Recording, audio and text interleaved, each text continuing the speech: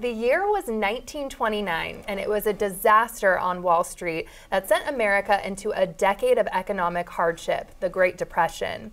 That 10-year period inspired my next guest to write this new book, What Can We Learn from the Great Depression? Stories of Ordinary People and Collective Action in Hard Times.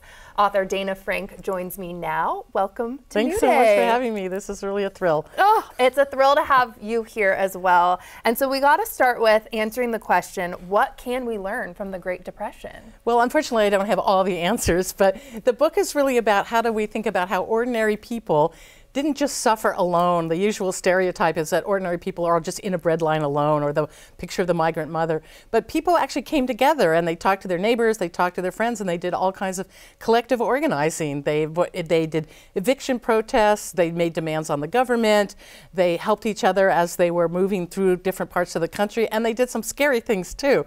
But you know, it wasn't all about peace and love, because there was also fascist organizations that people formed.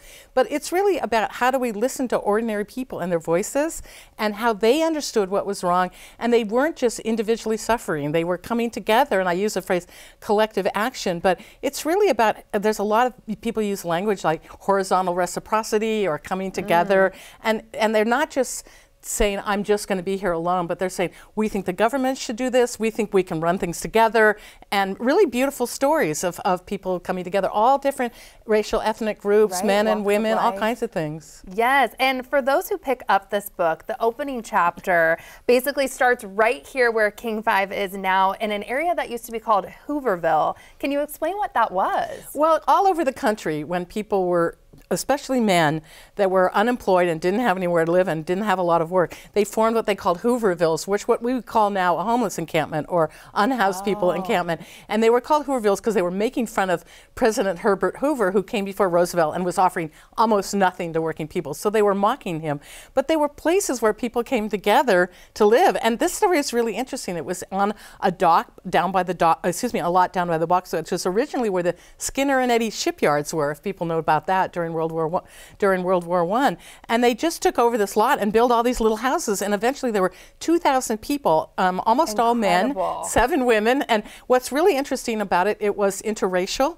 And in one count in 1934, there were 450 white men, there were 120 Filipino men, maybe 29 or 30 African Americans, 25 Mexicans, some native peoples, and a Costa Rican and a Chilean. And so it's this multi-ethnic world. They have a governing council that was 2 African Americans, 2 Filipinos, and 2 white men. And I think one of the things that hasn't been picked up by historians before is there were at least 15 interracial gay marriages, and people would live together, and they were across all these different ethnic lines.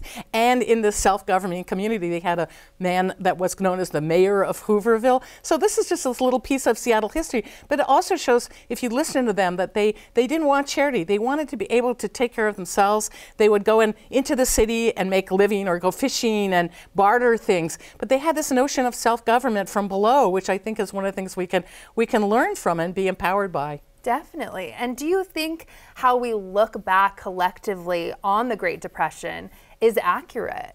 Well, I mean, usually we have what we historians call great man history, which is like Roosevelt came along, there was a crash, everything was terrible, everybody was a paralyzed victim. Roosevelt came along and gave people the New Deal. Now, let me tell you, the New Deal is an amazing thing for all its limits in terms of what women and people of color got, but it's this amazing transformation of our society. But it wasn't like 7 guys in DC decided to give it to people. I mean, the unemployed movement, which was really huge in Seattle, Definitely. And there was this huge unemployed movement, that's where we got federal unemployment insurance. So it's much more of a complicated bottom-up, top-down people. And also that story of the sort of great Washington story is not the whole story of how people responded or even what happened.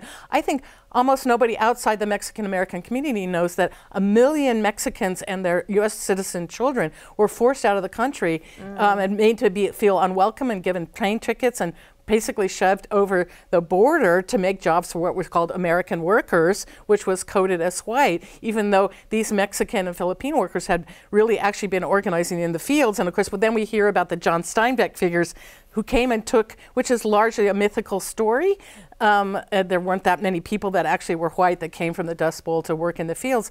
And that becomes the heroic story. They took the jobs of the Mexicans and the Filipinos that had been forced out. So there's these other narratives of the 30s that I'm trying to bring to the fore, and also that have lessons for now. Obviously, I took up questions that evoke questions we're dealing with now. Definitely. And I want to get to this question too before we have to go. You say 2 chapters in the book really explore inspiring activism. Well, the first one is the story about mutual aid and the cooperative movement and these eviction protests, unemployment moves. So it's like, that's an amazing story that people don't know. The other amazing story is I found this clipping in Life magazine from 1937. Wow. 7 young black women who worked as wet nurses selling their breast milk to the City of Chicago Board of Health, staged a sit-down strike and occupied the office in City Hall in 1937, right after the big General Motors sit-down strike, demanding increased pay and an end to racial discrimination. So the chapter is really about what I would call audacious militants, and these are the most unbelievably hyper-exploited workers you can imagine. These young African-American women, one was 16, one was 22, that's the oldest, did this unbelievably militant thing right at the moment when we think our people are most powerless. Thank you so much for being here. It was so lovely hearing your passion and hearing from you. And just a reminder, Dana is speaking at the Elliott Bay Book Company tonight, Wednesday, November 20th at 7 p.m.